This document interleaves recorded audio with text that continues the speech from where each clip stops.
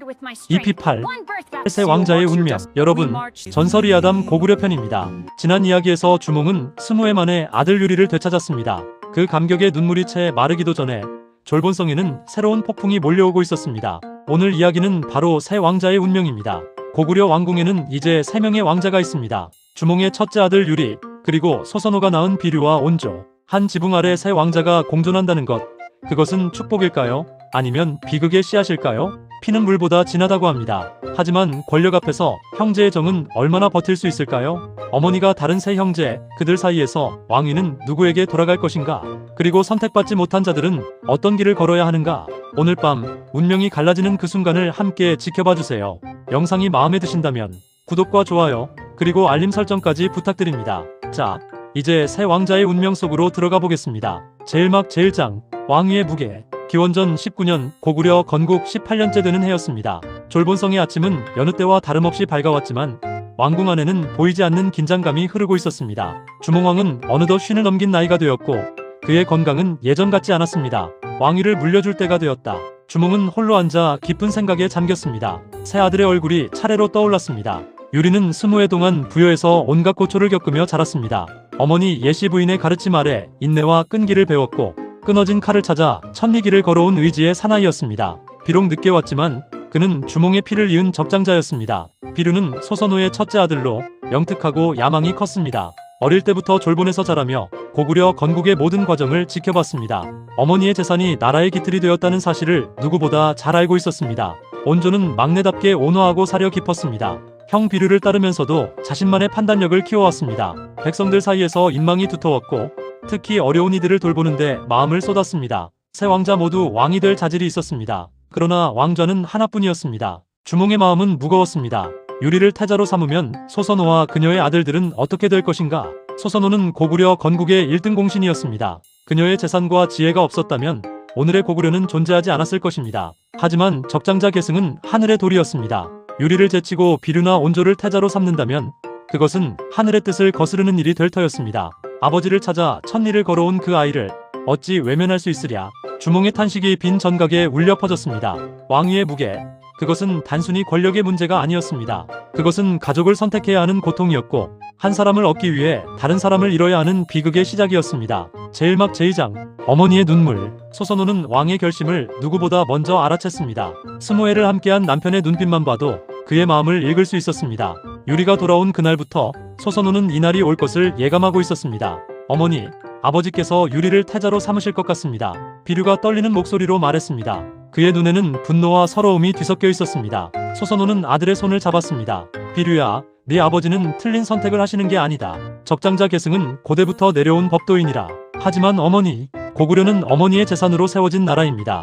우리 형제가 없었다면 이 나라가 존재하기나 했겠습니까? 비류의 말에 소선호는 잠시 침묵했습니다. 틀린 말이 아니었습니다. 그녀가 연타발의 딸로서 물려받은 막대한 재산이 고구려 건국의 기반이 되었습니다. 그녀는 남편 주몽을 믿고 전 재산을 바쳤으며 군사를 모으고 성을 쌓는 모든 과정에 함께했습니다. 그러나 소선호는 더 큰 그림을 보고 있었습니다. 비류야, 온조야. 소선호는 두 아들을 불러 앉혔습니다. 왕위를 다투는 것은 나라를 망하게 하는 일이다.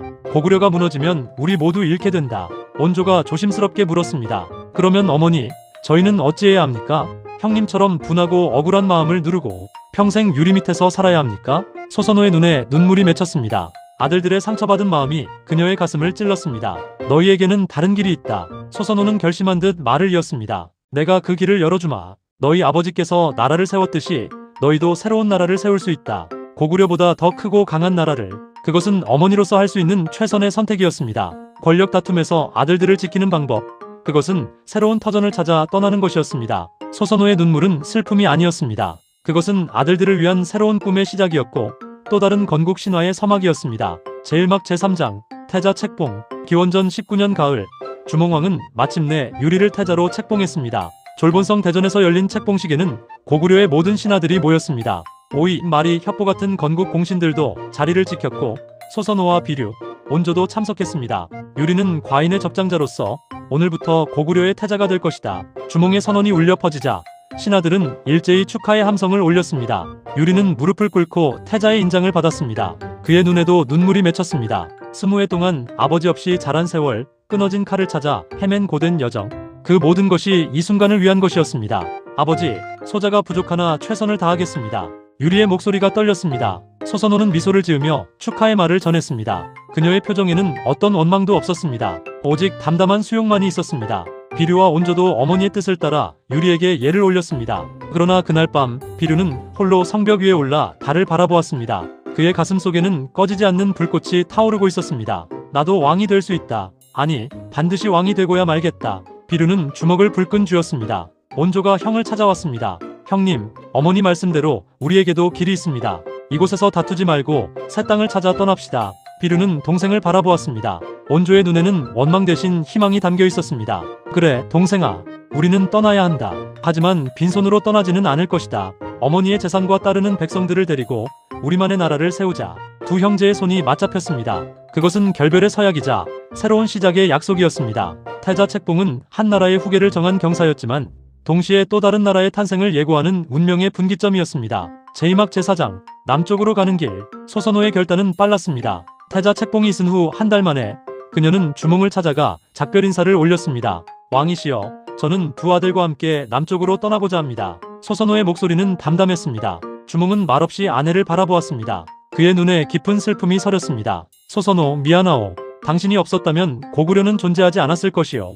그런 당신을, 왕이시여, 사과하지 마소서. 소선호가 주몽의 말을 막았습니다. 저는 왕을 원망하지 않습니다. 적장자 계승은 하늘의 도리이니까요. 다만 저도 어미로서 제 자식들의 앞날을 열어주어야 합니다. 소선호는 자신을 따르는 백성 수천 명과 함께 남행을 준비했습니다. 그녀의 재산 중 상당 부분이 이미 고구려에 투자되었지만 남은 재화로도 새 나라를 세우기에 충분했습니다. 어머니, 어디로 가시렵니까? 비류가 물었습니다. 한강 유역으로 가자. 그곳은 땅이 기름지고 바닷길이 열려 있어 나라를 세우기에 좋은 곳이라 들었다. 온조가 걱정스러운 표정으로 말했습니다. 하지만 그곳에는 이미 마한의 세력이 있지 않습니까? 소선호는 미소 지었습니다. 우리는 싸우러 가는 것이 아니다. 빈 땅을 찾아 정착하는 것이지. 마한과는 좋은 관계를 유지하면서 천천히 세력을 키워나가면 된다. 출발 전날 밤 주몽은 소선호를 찾아왔습니다. 두 사람은 오랜 시간 말없이 마주 앉아 있었습니다. 고마웠소. 마침내 주몽이 입을 열었습니다. 20해 동안 당신은 내 아내이자 동지였소. 당신의 지혜와 헌신이 없었다면 나는 아무것도 이루지 못했을 것이요. 소선호는 고개를 저었습니다. 저야말로 감사합니다. 왕과 함께한 세월은 제 인생에서 가장 빛나는 시간이었습니다. 이제 저는 아이들과 함께 새로운 꿈을 꾸러갑니다. 다음날 새벽 소선호와 비류, 온조는 수천 명의 백성과 함께 졸본성을 떠났습니다. 주몽은 성문 위에 서서 그들의 뒷모습을 지켜보았습니다. 그의 눈에서 눈물이 흘러내렸습니다. 제2막 제5장 두 갈래의 길 1500자. 소선호 일행이 한강 유역에 도착한 것은 출발한 지 2달 후였습니다. 드넓은 평야와 풍요로운 강이 그들을 맞이했습니다. 어머니, 이곳이 우리의 새 터전입니까? 온조가 감탄하며 물었습니다. 그러나 비류의 생각은 달랐습니다. 어머니, 저는 바닷가로 가고 싶습니다. 이곳보다 서쪽 해안이 더 좋을 것 같습니다. 소선호는 두 아들을 번갈아 바라보았습니다. 비류야, 왜 바닷가를 원하느냐? 바다를 끼고 있으면 교역에 유리합니다. 중국과 일본, 여러 나라들과 무역을 하면 빠르게 부강해질 수 있습니다. 비류의 눈은 야망으로 빛나고 있었습니다. 온조가 반대 의견을 냈습니다. 형님, 바닷가는 땅이 습하고 물이 짭니다. 농사짓기 어려워 백성들이 고생할 것입니다. 이 한강 유역이 더 살기 좋습니다. 신하들의 의견도 갈렸습니다. 일부는 비류를 지지했고 다른 일부는 온조의 말이 옳다고 했습니다. 소선호는 깊이 생각한 끝에 결정을 내렸습니다. 너희 둘 다 옳은 말을 하고 있다. 비류, 너는 내 뜻대로 바닷가로 가거라. 온조, 너는 이곳에 남아라. 백성들도 각자 원하는 곳을 선택하게 하마. 이리하여 소선호의 무리는 두 갈래로 나뉘었습니다. 비류는 미추홀 지금의 인천 지역로 향했고 온조는 위례성 지금의 서울 근처에 터를 잡았습니다. 어머니는 어디로 가시렵니까? 두 아들이 동시에 물었습니다. 소선호는 잠시 망설이다 대답했습니다. 나는 온조와 함께 위례성에 있겠다. 하지만 비류야, 네가 어려울 때는 언제든 찾아오너라. 나는 두 아들의 어머니이니까.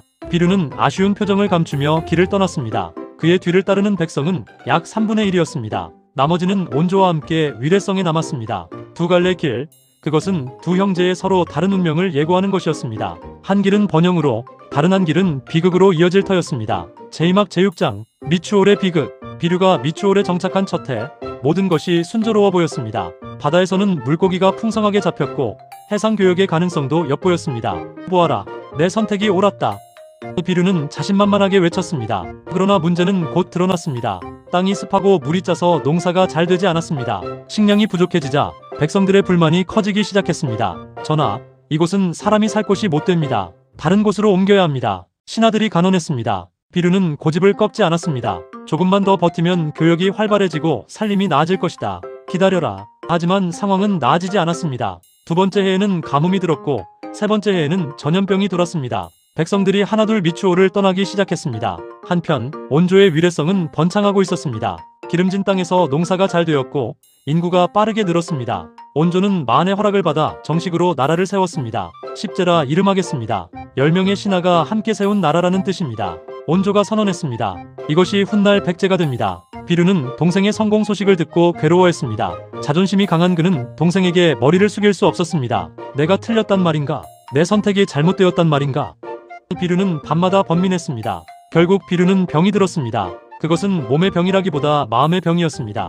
자신의 선택이 백성들을 고통스럽게 했다는 죄책감, 동생에게 뒤처졌다는 수치심이 그를 짓눌렀습니다. 어머니, 형님이 위독하십니다. 급보를 받은 온조가 미추홀로 달려갔습니다. 소선호도 아픈 몸을 이끌고 큰아들을 찾아갔습니다. 그러나 비류는 이미 숨을 거둔 뒤였습니다. 비류야, 내 아들아.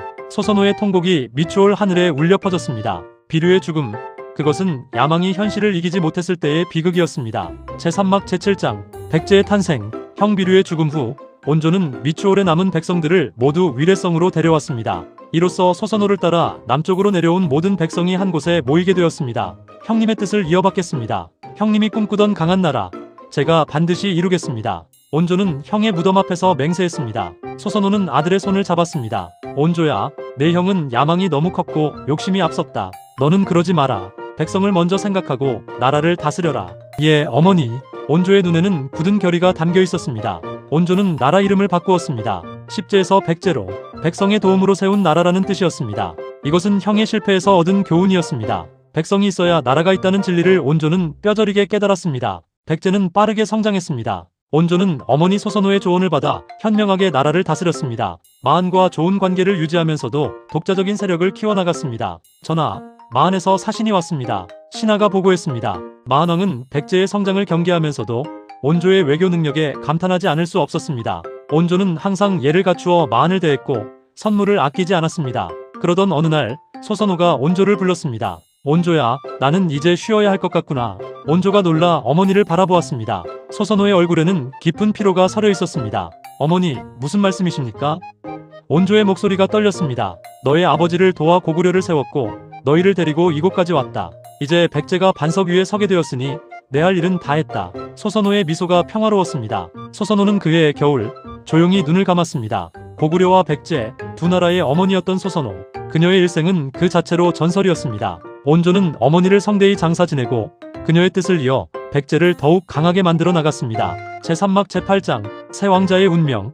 그 끝. 새 왕자의 운명은 이렇게 갈라졌습니다. 유리는 고구려의 제2대 왕이 되었습니다.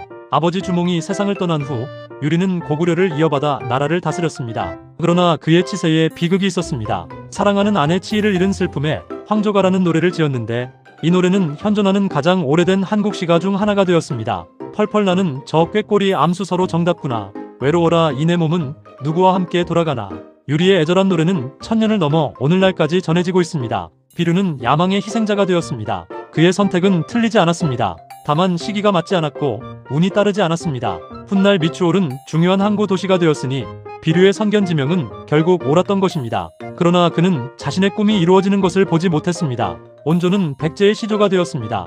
그는 어머니의 지혜와 형의 교훈을 모두 품고 현명한 왕으로 이름을 남겼습니다. 백제는 이후 700년 가까이 존속하며 한반도 역사의 중요한 축이 되었습니다. 새 왕자의 운명에서 우리는 무엇을 배울 수 있을까요? 첫째, 권력 앞에서 가족도 갈라질 수 있지만 그 선택이 반드시 비극은 아닙니다. 소선호는 헤어짐을 선택함으로써 오히려 새로운 역사를 만들었습니다. 둘째, 야망은 필요하지만 현실을 무시한 야망은 스스로를 파멸시킵니다. 비류의 비극은 그 증거입니다. 셋째, 겸손하게 배우고 백성을 먼저 생각하는 자가 결국 성공합니다.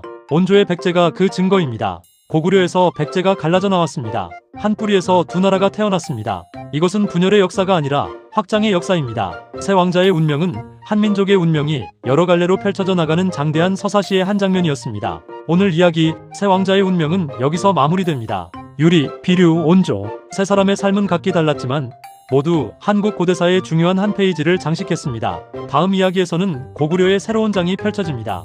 유리왕 이후의 고구려, 그리고 대무신왕의 등장. 고구려는 어떻게 더욱 강대해지는가? 기대해주세요. 오늘 영상이 마음에 드셨다면 구독과 좋아요, 그리고 알림 설정까지 부탁드립니다. 여러분의 응원이 이 채널에 큰 힘이 됩니다. 전설의 아담 고구려 편 다음 이야기에서 다시 만나요. 감사합니다.